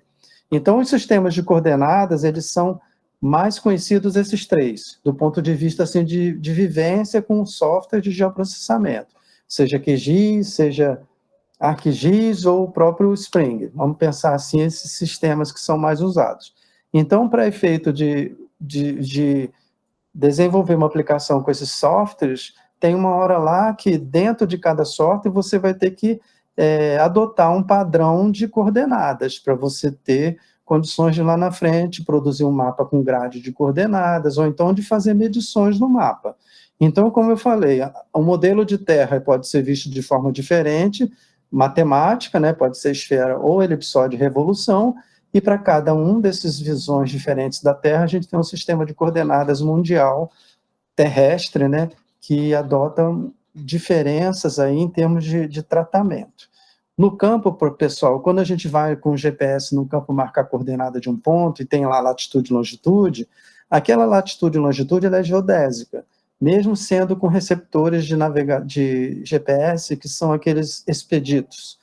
Na verdade, a precisão daquela coordenada é outro aspecto, mas, na verdade, conceitualmente, o GPS trabalha com um sistema de coordenadas geodésicas, ou seja, latitude, longitude e altitude quando você usa receptores de dupla frequência de alta precisão. Tá ok? Tem uma pessoa chegando, eu vi o barulhinho, vou só dar uma checada aqui. Parece que não. Ou então já sumiu aqui da tela. Vou voltar para a apresentação. É porque eu fico preocupado se está todo mundo aqui junto. Só um minutinho. Vou voltar na apresentação. Então, eu estava falando do sistema de coordenadas, e tem outro aspecto também de cartografia que a gente também tem que dar atenção, que são referenciais geodésicos ou sistemas geodésicos. O que vem a ser isso? Os padrões de mapeamento dos países no mundo e do mundo todo, você pode trabalhar com parâmetros cartográficos diferentes. Vamos pensar dessa maneira. Por exemplo, na América do Sul, todo mundo já ouviu falar do CIRGAS 2000, que é um sistema geodésico de referência geocêntrico para a América do Sul. Há mais de 15 anos o IBGE recomendou o uso desse sistema, e é um sistema de mapeamento que é obrigatório os órgãos do Estado, seja municipal, estadual, federal, ou empresas, adotarem no mapeamento digital. Então, todo mundo que produz mapas em ambiente de sistemas de informação geográfica, vamos pensar no QGIS, você recomenda usar esse CIRGAS 2000 como padrão de mapeamento. Eu estou falando de forma simplificada, né? Mas é um padrão de mapeamento unificado para todo mundo trabalhar naquele padrão de mapeamento. Inclusive, com possibilidade de êxito, de importar dados no seu programa, no seu projeto lá do QGIS, de fontes diferentes. Vamos supor, vou trazer uma base de dados da Prefeitura de Guarujá, vou agora trazer aqui dados da Agência Metropolitana da Baixada Santista. Então, quando você importa dados dentro do seu projeto no QGIS, você tem que estar atento a essa questão do sistema geodésico também. Não basta sistema de coordenadas, você tem que ficar de olho também naquele código que indica se é SIGAS 2000, se é SAD 69, se é WGS 84, então cada nomenclatura dessa corresponde a um sistema geodésico específico. E para efeitos assim gerais, para quando a gente fala para pessoas que não são da área, a gente fala um pouco que são padrões obrigatórios de mapeamento que a gente tem que adotar no Brasil, e que é o padrão da América do Sul. Então, se eu tiver um mapa da área de fronteira de Brasil com a Argentina, e tiver que colocar um mapa do lado do outro, as curvas de nível, a grade de coordenadas, ela não vai ter conflito de sistema geodésico. Se você usa um mapeamento WGS 84 e no outro, tal do SAD 69, vai ter conflito direto de casar um mapa com o outro e vai ter conflito posicional. Por isso que a gente recomenda, e é uma obrigação, não é nem recomendação, para os mapeamentos que sejam feitos hoje em escalas quaisquer, seja cadastral, seja arruamento, na área de arquitetura e urbanismo, ou então mapas e documentos em escala regional. Se recomenda tudo ser feito pelo WGS 84. E os sistemas de referência terrestres, que eu estou trazendo aqui esse item, eles englobam esses dois anteriores, que são sistemas de coordenadas e os referenciais geodésicos. Existe também, dentro da cartografia nacional, o plano e os sistemas geodésicos brasileiros, né? Isso aí é estabelecido já há muito tempo pelo IBGE, e dentro do uso do GPS de forma mais popularizada e difundida, esse plano de sistema geodésico ele acaba sendo útil para que você consulte a respeito do projeto que você está trabalhando. E por último aqui nessa questão de cartografia, que é um assunto mais clássico na cartografia, é vocês adotarem um sistema de projeção cartográfica no projeto seu do Spring, do QGIS, que seja, como sendo obrigatório. Porque tudo que está na superfície 3D no terreno, quando você joga no mapa 2D, existem as deformações, que podem ser de área, de distâncias ou de azimuth, de ângulos. E aí você tem que ter um sistema de projeção adotado no seu projeto no QGIS e no seu projeto no Spring ou em qualquer outro software desse de geoprocessamento. Eu estou trazendo aqui de forma geral o que é de cartografia obrigatória, e quando a gente for usar o Spring na semana que vem, mais na parte operacional, eu vou chamar atenção sobre isso, porque a gente vai trazer imagens do serviço geológico, são imagens já georreferenciadas. Quando a gente traz dentro do Spring, a gente vai ter que consultar esses elementos para saber qual é o padrão de mapeamento que a gente vai usar. No caso, como a fonte de dados nossa é do Serviço Geológico dos Estados Unidos, a gente vai se dar conta lá que me parece que é o tal do WGS 74, que é o Sistema Geodésico Mundial, e aí eu não quero me antecipar em muita coisa, mas a gente vai, na semana que vem, eu vou lembrar vocês a respeito desses itens que a gente está falando agora. E no mapeamento convencional, em relação ao mapeamento digital, existem avanços muito grandes aí do ponto de vista de possibilidades de produtos que podem ser gerados derivados. Então, às vezes você está fazendo um mapeamento de uso da terra e cobertura vegetal, e você tem, a partir desse mapeamento, como um instrumento de decisão a respeito de um mapeamento mais detalhado que pode ser decidido pelo grupo do projeto numa determinado recorte geográfico. Então, é importante a gente saber que no ambiente digital surgem muitas possibilidades de erros no mapeamento, mas, ao mesmo tempo, surgem muitas possibilidades de produtos diferentes a serem gerados. Por isso que o potencial das ferramentas dos softwares, né, os sistemas de informação geográfica, nos oferecem um elenco grande de possibilidades de produtos derivados. Ainda nessa discussão mais inicial, existem questões também importantes a respeito das propriedades de cartas, mapas e plantas, mas eu não vou entrar em detalhes disso agora, mas é importante a gente entender que essa nomenclatura de cartas, mapas e plantas, de um modo geral, está associada à escala do mapeamento. As cartas são aquelas em escalas intermediárias, os mapas são em escala pequena e as plantas são em escala grande, escala cadastral com grandes detalhamentos. Ou seja, outro item também nesse começo aí de cartografia para geoprocessamento é informação e objetos cartográficos e geográficos. A gente está trabalhando cartografia como uma ciência que é derivada da geografia, como uma demanda da geografia, e a gente trabalha com o conceito de objeto geográfico e de informação geográfica. O objeto geográfico, eu vou dar um exemplo, o Rio Paraíba do Sul, é um objeto cartográfico geográfico. O que é uma informação desse objeto? A largura do rio, a vazão do rio em determinado trecho. Então, na área de geoprocessamento, a gente tem o conceito de objetos cartográficos ou geográficos, e associado a esses objetos, você tem as informações. Então, as informações podem ser entendidas como atributos de um objeto, ou de um objeto que pode ser cartográfico, puramente, ou esse objeto pode ser geográfico. Dentro da geografia, a gente tem as categorias que a gente se apoia para sustentar assuntos dentro do geoprocessamento, como espaço, território, lugar, região e paisagem. São 5 categorias importantes na geografia que a gente pode se apoiar para entender bastante coisa do ponto de vista dos conceitos que se usam no geoprocessamento. Então, tem uma questão importante também de cartografia, que tem a ver com a representação e a apresentação cartográfica. O que você representa é o que você armazena no banco de dados, e o que você apresenta são as visões a partir dos mapas que podem ser produzidos. Então, existe também dois elementos aí, são 2 dimensões importantes. É o que você vai representar do terreno e vai armazenar. Essa representação ela pode ser parte da realidade, claro, não é a realidade como um todo, e ao mesmo tempo você pode apresentar em documentos cartográficos os elementos que foram armazenados. Aí existe a parte de apresentação.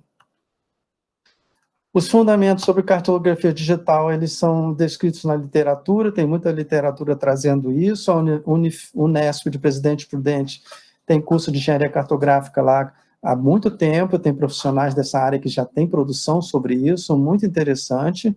E existe o conceito de uma mapoteca topográfica digital, que o IBGE traz aí já há muitos anos, que é o que hoje sustenta muita coisa do mapeamento digital no Brasil, voltado para o mapeamento sistemático.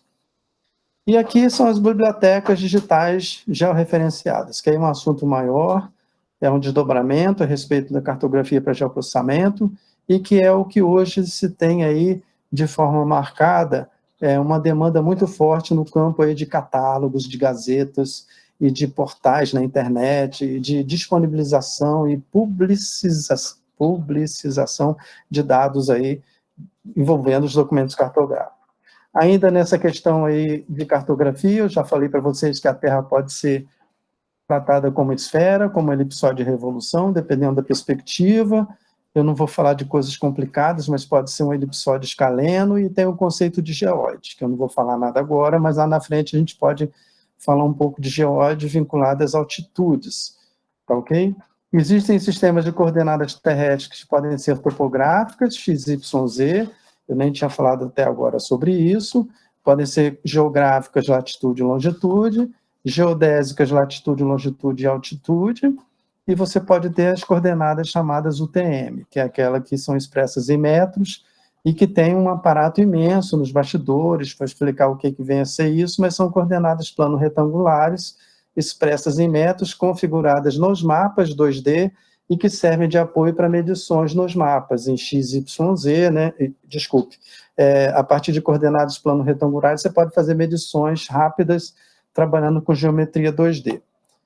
Ainda nessa questão de cartografia para geoprocessamento, existe o que eu falei agora aí atrás, possibilidades de adoção de referenciais geodésicos diferentes. Eu estou dando exemplo aqui do Córrego Alegre, com o SAD 69, e o Sirgas 2000 não está listado aqui, mas é o que a gente adota aí no Brasil por recomendação há mais de 15 anos aí pelo IBGE, em termos de mapeamento nacional, em qualquer escala e mapeamento executado por qualquer instituição. E o referencial altimétrico, que a gente aqui não está focando muito isso, tem a ver com as altitudes que o IBGE oferece nos mapas, que tem a ver com as curvas de nível, e que a gente usa em Bituba como referencial zero maregráfico para essas altitudes.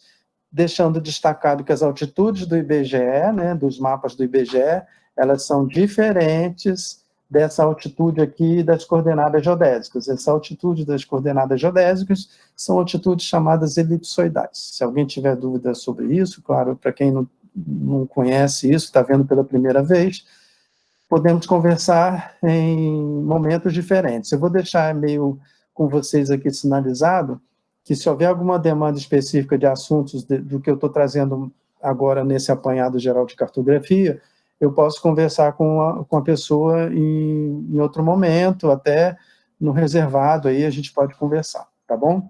Sistemas de referências terrestres, né? Eu já falei que é importante ter coordenadas terrestres sendo determinadas nos projetos do SPRING, e sistemas geodésicos também. E plano geodésico brasileiro, já falei sobre isso também, envolve mapeamento do território nacional, mas hoje não é só o IBGE que produz mapeamento oficial do Brasil, né, em escala regional. Já há muito tempo tem os órgãos estaduais, as prefeituras e as empresas privadas também. Deixa eu ver mais alguma coisa aqui. Aqui é um pouco sobre sistemas de projeção, tratando de questões aí de deformações de ângulos, distâncias e áreas. Tudo que é texto corrido assim é muito chato ficar vendo, às vezes isso é melhor ilustrado em figuras, e vocês têm lá nas referências essas figuras aí sendo tratadas, né? O mapeamento no Brasil, ele é feito por órgãos do governo federal, e o mapeamento digital, ele vai exigir que vocês conheçam conceito de base de dados, bancos de dados e modelagem de dados, além dos produtos que podem ser gerados, cartas, mapas e plantas, que é o que a gente vai fazer usando o Spring. Técnicas e métodos em cartografia podem ser usados de forma ampla, né? Eu estou trazendo aqui topografia, geodésia, fotogrametria, sensoriamento remoto, que também inclui a fotogrametria. O GPS aqui pode ser sistema de posicionamento de qualquer produto, GPS, GLONASS, Galileu, e a astronomia de posição aqui está meio fora de contexto, porque já não se usa isso há um tempo, né? Apesar de que, para navegação, ninguém deixa de abrir mão de navegação pelas estrelas, mesmo tendo o GPS como a ferramenta principal para a navegação aérea, né? Dando esse exemplo.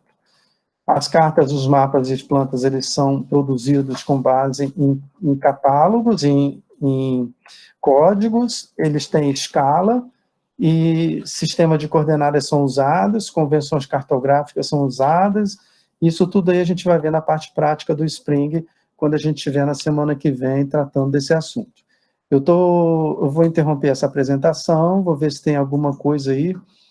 O que eu vou pedir a vocês é o seguinte: todo mundo coloca o nome completo no chat para efeito de lista de presença.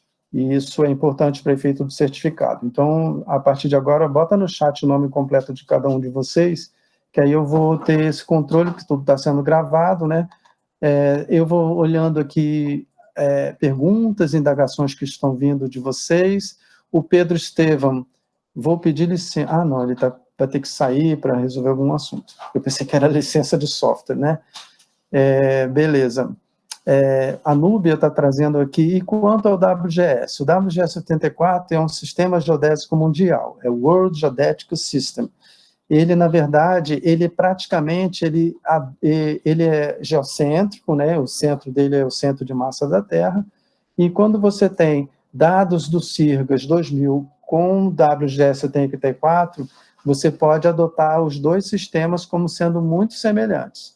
Dependendo do mapeamento que você vai executar, da escala do mapeamento e da precisão que você exige, o WGS 74 e o CIRGAS 2000, eles são compatíveis, beleza? Para efeito de presença, não precisa preencher formulário nenhum.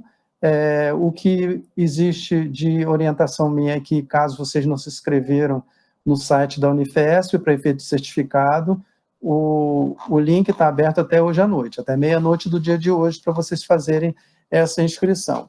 Eu estou olhando o relógio aqui, são 20 para as 6 da tarde, eu fico à disposição de vocês agora para perguntas, eu recomendo ter acesso a esse material que vai ser colocado no site, que eu já indiquei a vocês, Eu tenho correio eletrônico de todo mundo que se inscreveu no site, lá no sistema da universidade, e eu vou fazer contato com vocês quando tiver esse material disponibilizado, reforçando o link que eu tenho aí, vou organizar hoje à noite, até amanhã de manhã está tudo organizado, para vocês terem acesso com facilidade aí, para a próxima aula, que vai ser daqui a uma semana, dia 12 de agosto, nesse mesmo horário de 4 da tarde, com as experiências mais imediatas do Spring no processamento digital. Então, a gente vai falar sobre importação de imagens no Spring, eu vou importar junto com vocês aqui no aplicativo. Eu vou fazer realce de imagem com vocês, explicar em linhas gerais como é que é possível fazer o realce e por que se faz o realce. Vocês podem fazer o seguinte, a Núbia está perguntando, vocês podem instalar o Spring na máquina de vocês, é só no site do INPE, instalar a versão recente para o Windows, né, para quem tem o Windows, e aí o que acontece? Na próxima aula eu vou fazer operações no Spring aqui, vocês podem também na máquina de vocês fazer semelhante. Eu vou mandar pelo correio eletrônico hoje o site do Serviço Geológico e o link onde vocês vão baixar essas imagens aí brutas do que tem de São Paulo, da região do Zona Leste de São Paulo. Eu vou dar uns roteiros ali para vocês baixarem isso, porque vai ser esse material que a gente vai usar na aula que vem. E como eu falei, eu vou dar um reforço no potencial do uso do Spring, então não vai ter chance aqui da gente fazer um tutorial completo. Na verdade, eu vou fazer as operações, vou explicando como é feito, vocês vão acompanhando, e se quiser vocês fazerem também, é claro que isso está bacana, porque é tudo gratuito, e vocês vão poder gerar resultados também. É claro que não pense que no terceiro dia, dia 19, a gente vai produzir um mapa temático de uso da terra e cobertura vegetal definitivo. A gente vai ver, na verdade, que o mapeamento indireto, sem trabalho de campo, exige a gente produzir aproximações. A gente gera um mapeamento aproximado, sabendo que tem erros, e o refinamento é sempre apoiado por trabalhos de campo para efeito de tirar dúvidas em relação principalmente ao padrão de uso da terra e cobertura vegetal. Tá bom, pessoal? Então, da minha parte, eu fico meio contente com o que eu trouxe aqui. Na aula que vem a gente vai ter algo um pouco mais operacional, e aí a gente vai evoluindo, e eu garanto a vocês que o Spring pode alavancar com vocês possibilidade de autonomia no uso do software para efeitos de mapeamento do que vocês quiserem. Claro que vinculado ao que tem disponível de forma gratuita, né, das imagens Landsat 8 no serviço geológico. O Spring processa qualquer imagem, fotografia aérea, imagem de alta resolução. Então, a gente vê que o Spring, vocês vão ver comigo que o Spring ele tem um potencial muito grande nisso aí, mas vai exigir conhecimento, vai exigir domínio de conceitos, domínio de muita coisa conceitual, vocês vão precisar estudar para ter uma garantia mais, para ter segurança no processamento que vocês puderem fazer. Tá bom? O propósito dessas palestras, dessas iniciativas são pelo Observatório da Dinâmica Costeira, que eu coordeno na Unifesp em São Paulo, aqui na Baixada Santista, com um conjunto de alunos e docentes, colaboradores, e o site do próprio observatório, vou colocar no WhatsApp, nada, vou colocar aí no chat para vocês, para que vocês consultem aí o que a gente tem produzido aqui na Baixada Santista. A gente fala Baixada Santista, mas também esse observatório ele também tem se dedicado a discussões do Norte Fluminense, envolvendo a Praia de Atafona também. Coloquei o link aí agora com o site do Observatório da Dinâmica Costeira. Beleza, pessoal? Alguma pergunta a mais? Eu fico aqui com vocês até as 6 horas, ainda temos uns 15 minutos. Aí eu fico à disposição de vocês aqui. Algum questionamento, alguma pergunta? Ficou claro que os certificados serão emitidos para cada dia, individualmente, para cada dia? Então, a lista de presença de hoje vai garantir o certificado da galera que está hoje aqui. A mesma coisa acontece dia 12 e dia 19. Não é um certificado único lá no final, cada dia vai ter um certificado. Tranquilo essa parte também? Ficou entendido de todo mundo? Podem falar aí, abrir o microfone, se quiserem também. É porque o pessoal fica inibido, né? Mas eu acho que é nesse caminho. No começo da nossa conversa hoje, eu também divulguei o site onde tem as palestras programadas que serão executadas até setembro. Eu vou colocar novamente o link aí que tem palestras programadas aí. Ô, professor, por favor. Tem curiosidade é sobre a zona costeira, mas é possível, sim. O que a gente vai trabalhar é o recorte do noroeste, da zona leste de São Paulo, mas eu tenho exemplos aqui, eu vou mandar um link também de exemplos do que é feito, que já foi feito por mim com os alunos na zona costeira. Eu vou mandar agora aí um link com o que tem num site aí, que eu mantenho no Wix, naquele portal Wix, com material do que eu tenho feito nas zonas costeiras aqui em Santos, tá ok? O material do Landsat 8 no próprio site do Earth Explorer, você tem, na verdade, se você fizer a busca o SGS Landsat 8, você vai ter material do Landsat 8, mas é como eu falei, eu tenho material que eu já exibi para vocês aqui hoje, que eu vou tornar disponível o link direto dos documentos do Landsat 8, tranquilo? Que fala sobre as propriedades das imagens, coisas assim, beleza? Esse último link que eu mandei aí são produções que eu tenho feito nos últimos 7 anos, aqui na Baixada Santista, trabalhando recortes da zona costeira. E o link lá do que eu mandei do observatório, vocês vão ver o que tem sido feito mais recente. Tranquilo, pessoal? Podemos, então, encerrar aqui nossa conversa de hoje? Mas, como eu falei, eu estou aqui vendo se tem alguma pergunta no chat, eu posso ainda interferir. Tá bom? Então, agora que eu estou vendo que está tudo escuro aqui, já anoiteceu em São Paulo. Sim, o José Matheus está perguntando aí, as ortofotos, aí você tem também possibilidade no do Spring de processamento de ortofotos, né? Ortofotos são fotografias aéreas ortoretificadas, tiradas de avião. Aqui na região nossa de Santos e Guarujá, a gente tem material do acervo do laboratório de voo que foi executado em 2014, e no Spring você pode fazer uso dessas imagens também para processamento, só que tem um detalhe. As imagens da fotogrametria, elas não têm infravermelho, então é sempre dentro do visível tons de cinza. Então existe uma restrição um pouco de possibilidade de processamento dessas imagens no campo aí, em comparação às imagens de satélites que têm frequências, né, bandas dentro do infravermelho. Tá bom?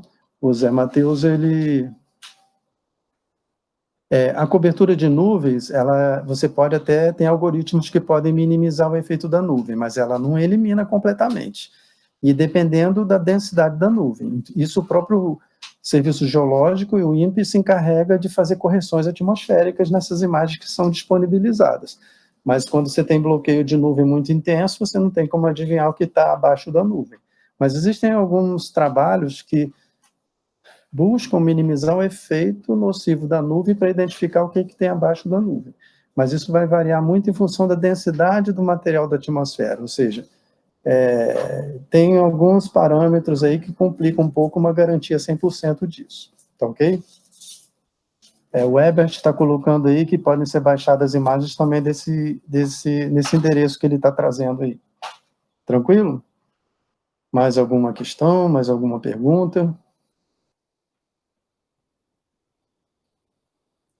A profundidade da lâmina d'água, na banda costeira, aquela banda 1, que é do Landsat 8, que é a banda que ele coloca ali como uma banda que tem penetração na água, a literatura garante que até 15 metros em água não muito contaminada, ou seja, a água, a transparência, existe um termo técnico que é a transparência da água. Então, se você tem áreas não poluídas, né, até 15 metros você consegue detectar aglomerados de algas e de outros alvos que são objeto de pesquisa na área de biologia, recifes de corais, etc. Tem um artigo que eu vou colocar para vocês disponível, desse professor do UFRJ, que ele aponta êxito em trabalhar com essa banda costeira lá no litoral da Bahia, numas ilhas que tem lá. Aí eu só não me lembro exatamente, tinha a ver com recifes de corais, alguma coisa assim. Mas é um avanço do Landsat 8, essa banda costeira, mas tem que ser transparência, a água tem que ter transparência do ponto de vista de não ter sedimento e suspensão, tem algumas restrições aí, Tá bom, Núbia? Bom, mais alguma indagação? Da próxima vez eu pedi para os alunos abrirem o microfone. De modo geral, eles nem abrem o vídeo, né? Fica todo mundo com a carinha aí de todo mundo, né? Mas aí, vamos ver. Então, todos juntos aí no dia 12 de agosto, às 16 horas novamente, tá bom? Obrigado a todo mundo. Qualquer coisa, eu mandei meu correio eletrônico, repito aqui, vocês quiserem conversar comigo, pedindo material, né? Algum material a mais do que a gente está falando, esse é meu correio eletrônico. Vocês podem mandar e-mail para mim, a qualquer momento eu respondo para vocês, tá bom?